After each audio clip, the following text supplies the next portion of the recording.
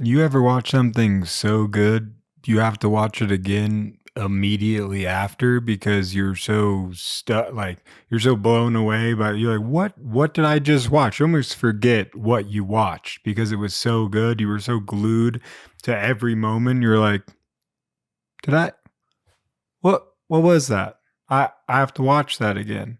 I stumbled out of the room after watching it, just totally stunned in the face. And my girlfriend's like, "Hey, wait, what do you want to do now?" Now? Didn't you just watch that? She did not. But it's so good, you think everybody else has seen it already? Like when you watch something that's so good, you're like, everybody else has had to have seen this, right? Because you can't miss something like she wasn't even in the room. She has no idea what's going on. And I'm looking at her going like, what are you saying?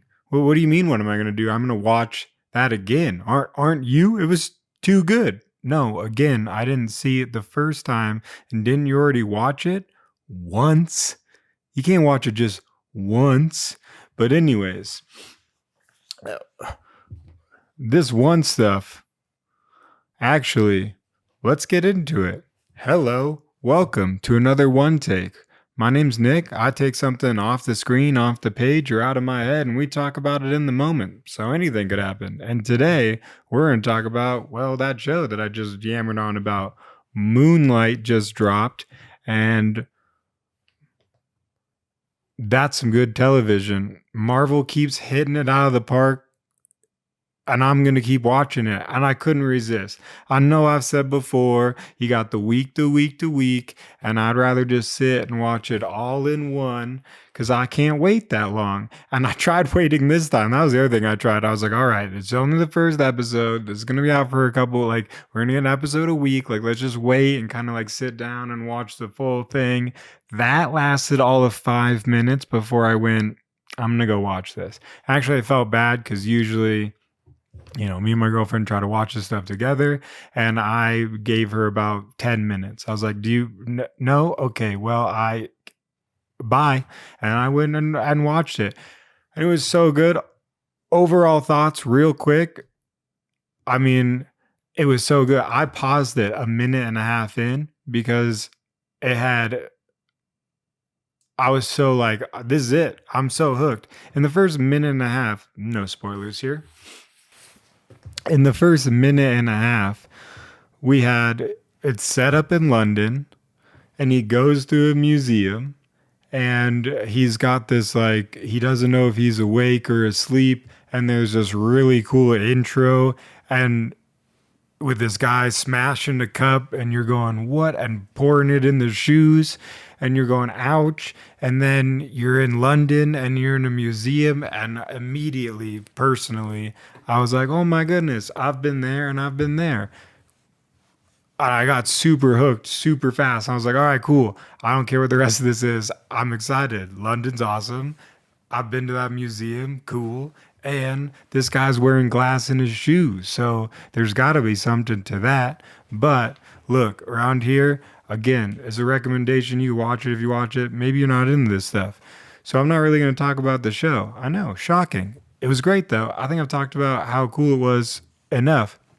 There were two moments though within the episode that kind of stood out to me, and I'm not really going to relate it to the show. I just kind of wanted to.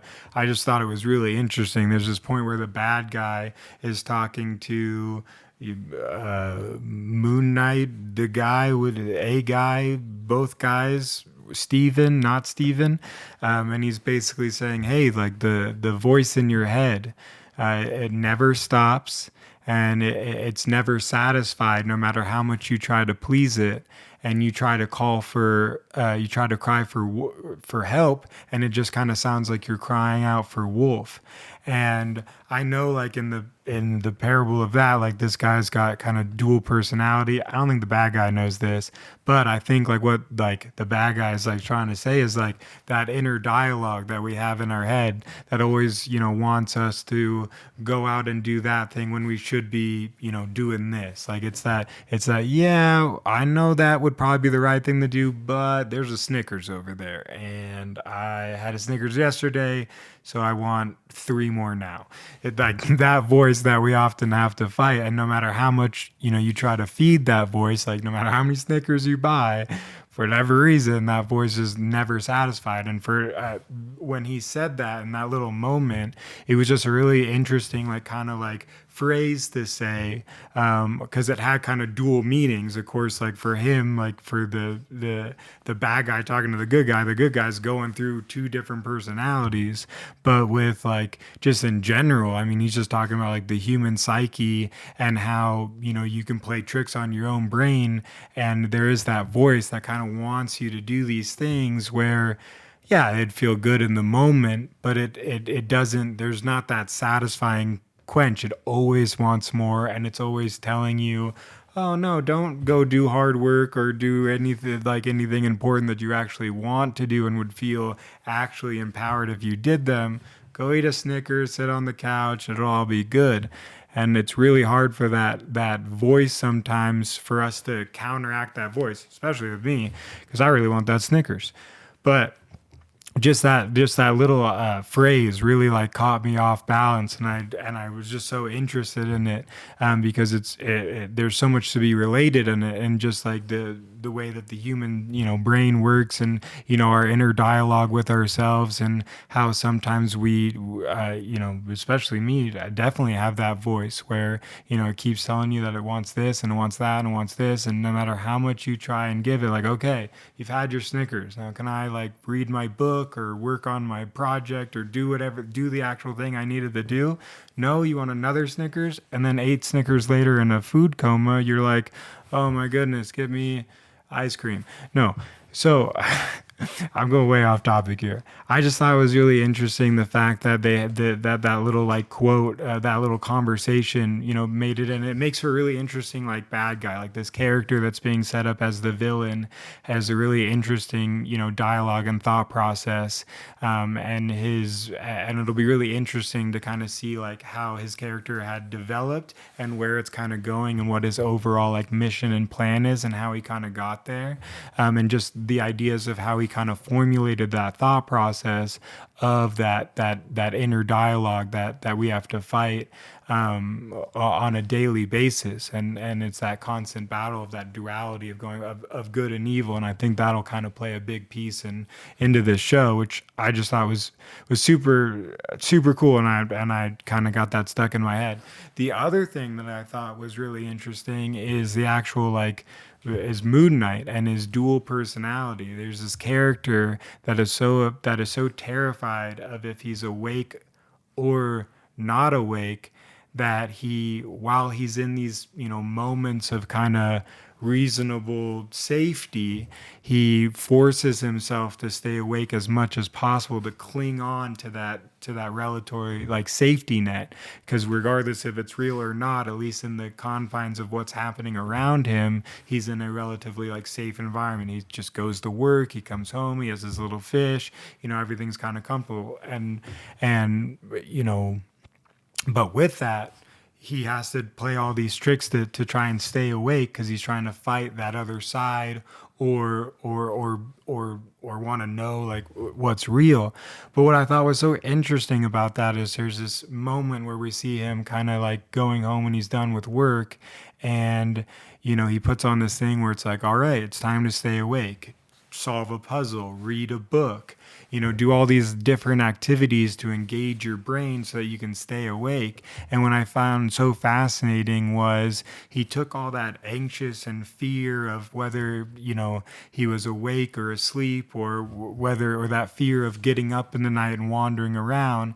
And he took all that energy while he's afraid to go to sleep. He's at least applying it. Like he's solving puzzles. He's reading books about like Egyptian like history, and like trying to like gain like new knowledge and insight. I mean, he's kind of a wacky guy, but I just thought it was so interesting that he has all this fear and all this anxiety over what's real or not real, and all this pressure to try and stay awake in this comfort zone, but instead of just sitting there in fear and being kind of frozen, right? He takes all of that energy and applies it to solving puzzles and reading books and doing all these activities that actually will kind of benefit him in some way, at least in like gaining new knowledge, learning how to like critical think, and kind of help him out maybe when he's in these kind of different levels of who am I, where am I, and what's up and what's down. And I just thought it was so interesting that here's this character who has all this fear and anxiety of falling asleep, that he takes all that energy and applies it and kind of does something relatively positive with it, instead of just being, because that amount of fear and anxiety, that'll keep you up. You don't need anything else. Like, you don't need that. That's better than a cup of coffee. I'll tell you that right now. And most, I would see that, like, for me, I feel like I would just be frozen in my chair, like, okay, don't go to sleep, don't go to sleep, don't go to sleep. But instead he wants to get out of that mindset and kind of and utilize that energy. And because there's all that energy, he's allowed to kind of dive into these things to such an extent where he's learning Egyptian mythology and history, and understanding how to critical think with puzzles and all these activities that hopefully will might seem pretty useful in the future, or at least also with his kind of mental struggle. So I don't know. It's just curious to see that the application of energy combined with all that level of fear and anxiety. So I cannot wait for the rest of this show, and I'm gonna be right along here to talk about it, because what else we got to do? And it's fun, and this is fun, and man, Moon Knight, Marvel, keep it up. I don't have to tell you that, but I cannot wait. Thank you guys so much for hanging out, and we'll catch you guys all in the next one. Until next time, bye.